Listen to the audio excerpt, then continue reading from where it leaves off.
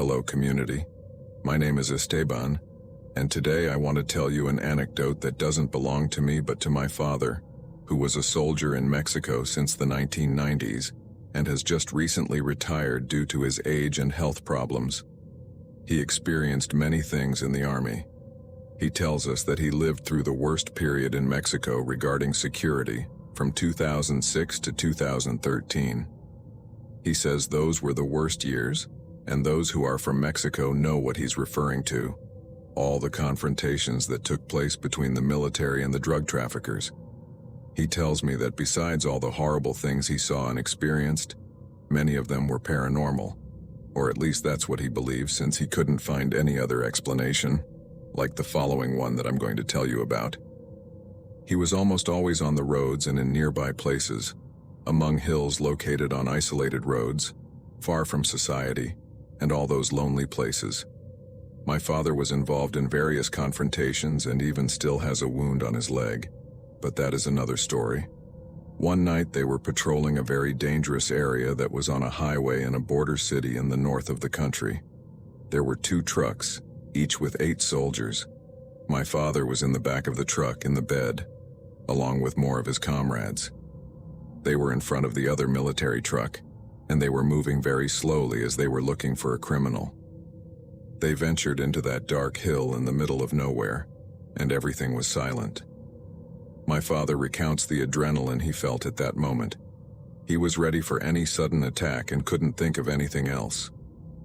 But suddenly they began to hear screams of pain. Everyone turned to look, trying to figure out where they were coming from.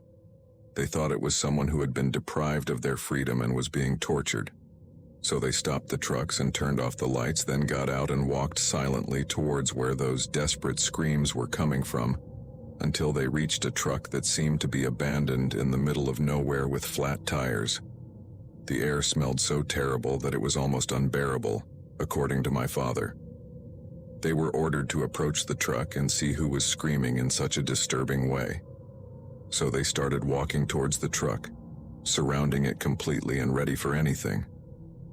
But at that moment, the screams stopped. My father and the others in front turned on their flashlights, fully approaching the truck, where they saw that the bed was filled with many bodies piled up, already lifeless. They began to pull them out, thinking someone might be alive and screaming for help, but he says absolutely all the bodies were lifeless and in an advanced state of decomposition. They searched the entire truck and its surroundings but found no one alive. Adding to this, they all clearly heard the wails coming from the truck, not from anywhere else. But they could never find a sensible or logical explanation. It all concluded that it had been something of a paranormal nature, and thinking about it, it wouldn't be far-fetched that those souls wanted to be found, as according to my father, they had been there for a long time in that place where absolutely no one passes except those who were surely responsible for that horrible event. Well, here ends this true anecdote of my father. He gave me permission to share it on this channel. If you liked it, let me know in the comments, and very soon, I will share another one he also told me, which is just as impactful.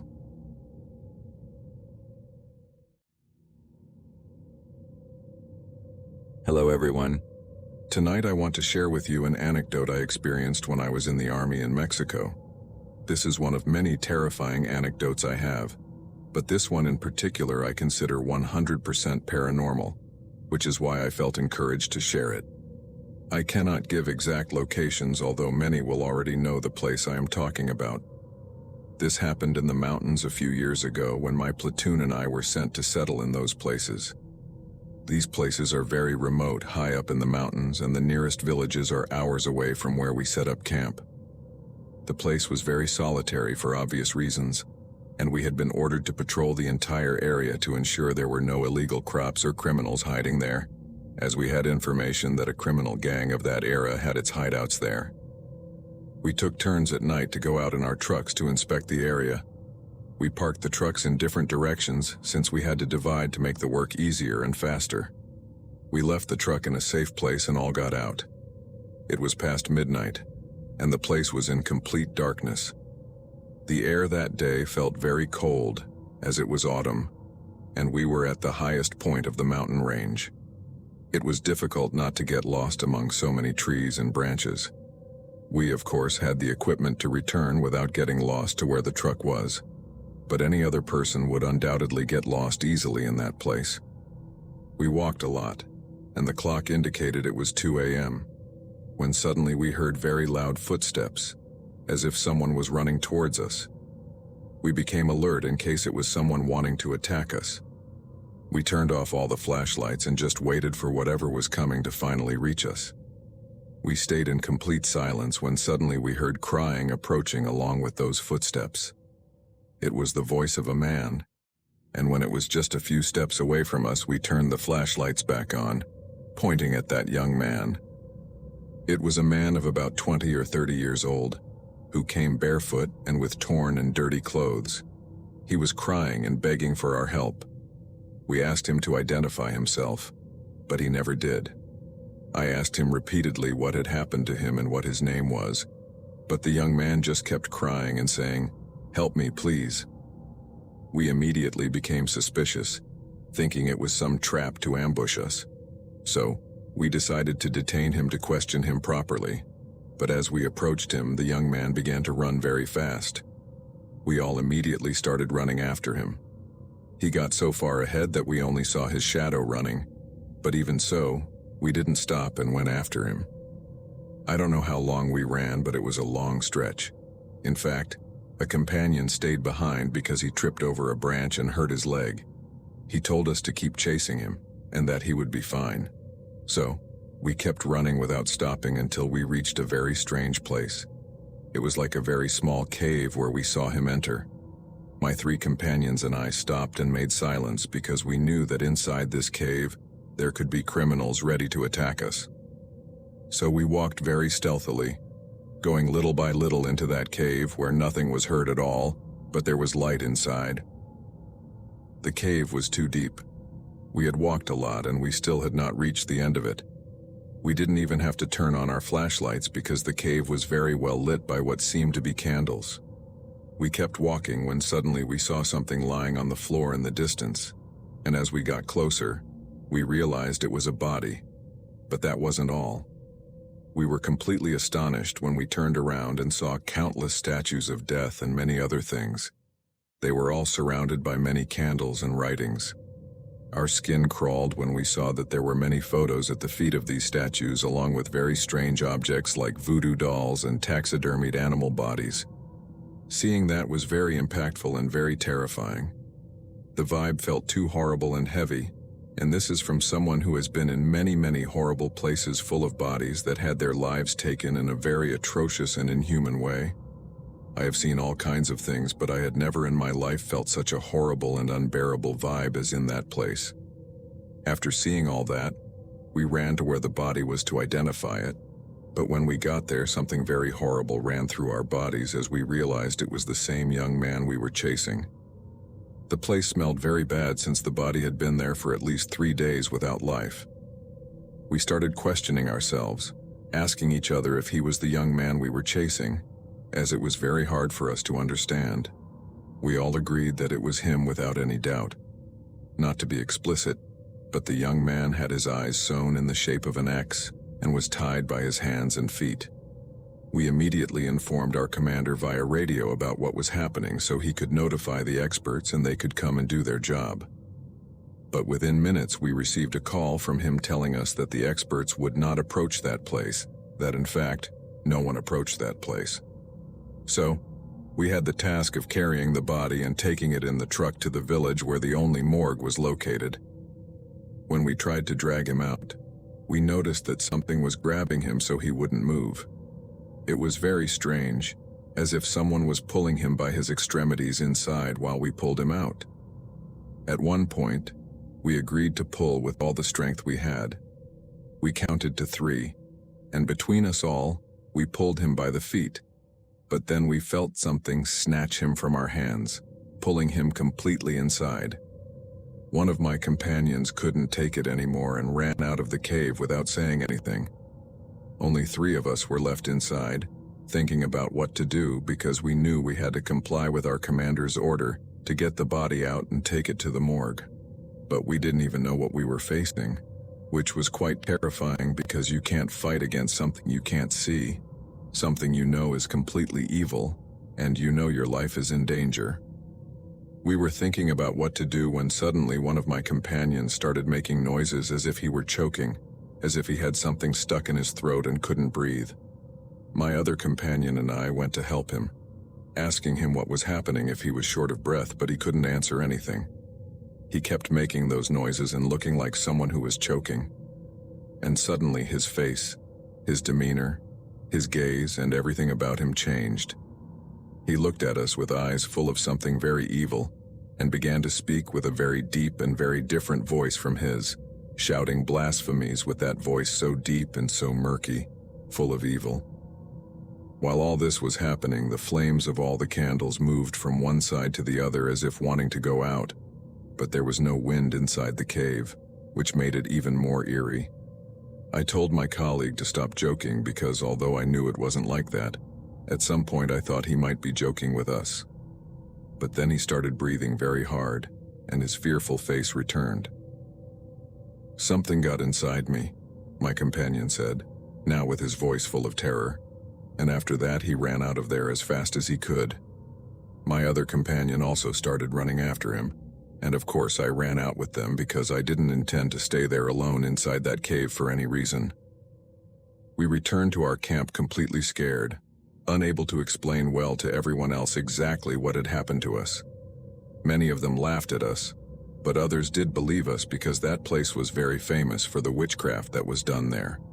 Another colleague told us that his grandmother was from around there, and that many people went to make offerings to death, or even to the devil, in exchange for different things. And in exchange for their requests, many offered human lives. So, he had the theory that the young man we found already lifeless in that cave had been offered in exchange for some request, and that the young man obviously couldn't rest. His soul was suffering a lot, and that's why he was asking for help, trying to escape from whatever had him trapped for the rest of his life. I couldn't sleep all night thinking about it. My family is very religious, so I began to pray for the soul of that poor young man. The order the next day was to return to that place and get the body out, but during the day so it would be easier for us. So we went back to that cave very early in the morning. There were 10 soldiers in total, but upon entering, the body was no longer there. The place still smelled unbearable, but there was no trace of that body anywhere, neither inside nor outside the cave. It was something that had to remain that way, with more questions than answers, as we couldn't do anything else. No matter how much we searched everywhere, we never saw the body of that young man again. So I can't tell you exactly what happened, who or what took him, but to this day I pray for him every night, just as I do for my family, and I know I will continue to do so for the rest of my life because it marked me deeply. And I reiterate that I have seen all kinds of atrocious things in my work as a soldier, but none marked me as much as this case. Take care because evil exists, and this is coming from someone who has witnessed all kinds of unimaginable things.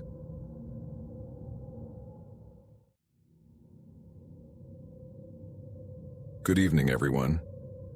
I want to share a story about my father who was in the military for many years.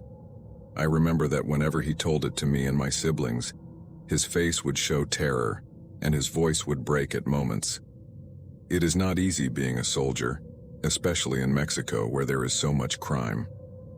Now imagine also experiencing inexplicable things while on the job. I will not give my father's name for security reasons, but this happened in a mountain range in Mexico. He recounts that he and his platoon were sent to this mountain range, where they had to stay for a while due to the large amount of illegal farming in the area.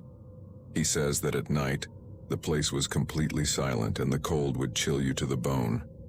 But the darkness that settled in when the sun set was simply indescribable. They took turns standing guard at night. He and some colleagues had to stay awake from 2 a.m. to 5 a.m., at which point everyone had to wake up for roll call. He and his comrades would position themselves at different points to watch over the area, and one night, something very strange happened. He recounts that everyone was in their positions, keeping watch, with no noise except for the insects that lived there.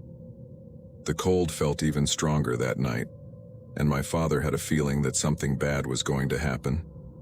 He thought they were going to be attacked by a criminal gang or something like that, but he never imagined it would be something completely different. Suddenly, a colleague who was behind a tree very close to where my father was whispered, "Look, do you see that?" pointing ahead with his finger. My father turned and saw something peeking out from behind a tree. It looked like a person, but they were sure it wasn't an animal.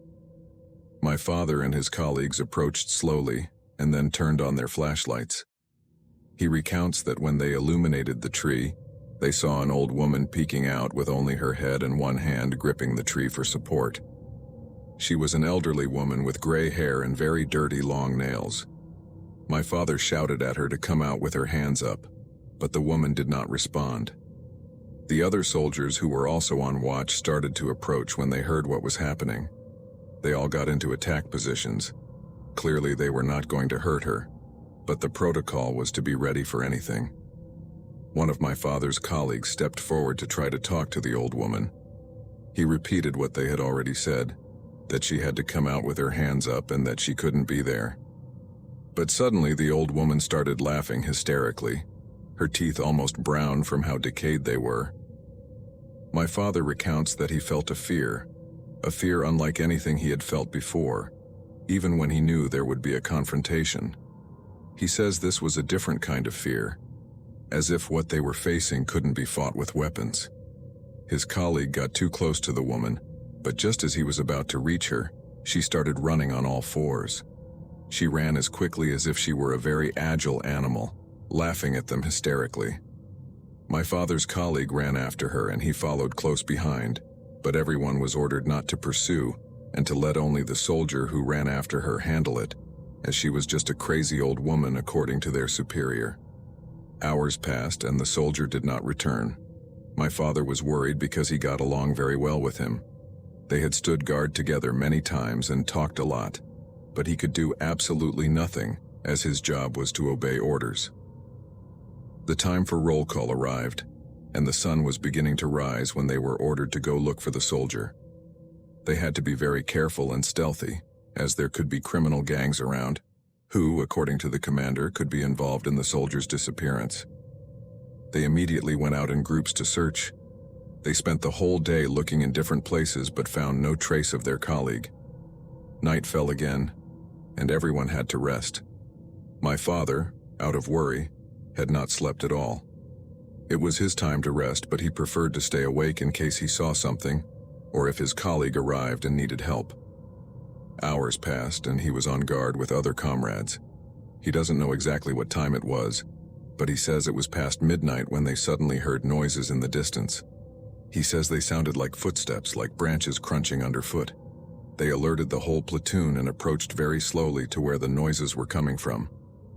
My father and another colleague were in front with their weapons ready to fire, but before they could continue walking, they noticed a lump on the ground.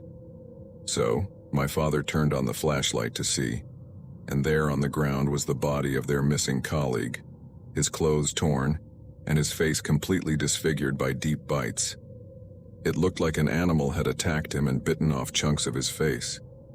Everyone was shocked to see it, and even as soldiers, it's very difficult to witness such things. He recounts that you never get used to seeing that kind of thing. As they were picking up the body, they heard something in the distance.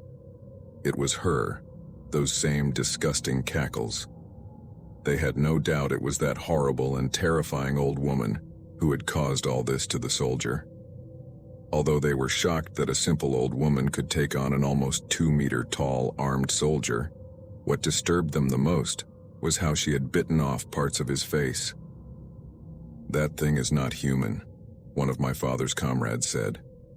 While they were all trying to understand what had happened, they were ordered to search for the old woman or any other suspect in the area. But no matter how much they searched, they never found anything or anyone or any indication that such a thing had happened. In other words, they never found any traces of the soldier or the missing pieces of his face. It was as if that old woman had indeed eaten them. There were also no criminal gangs nearby or tire tracks from the vehicles they usually travel in. Nothing. What gave my father the most chills was that the old woman, thing, or whatever it was, handed them the soldier's body and just mocked them. He believes it could have been a witch or some demon in the form of an old woman, but he doesn't know for sure. What he is sure of is that it was not a human being.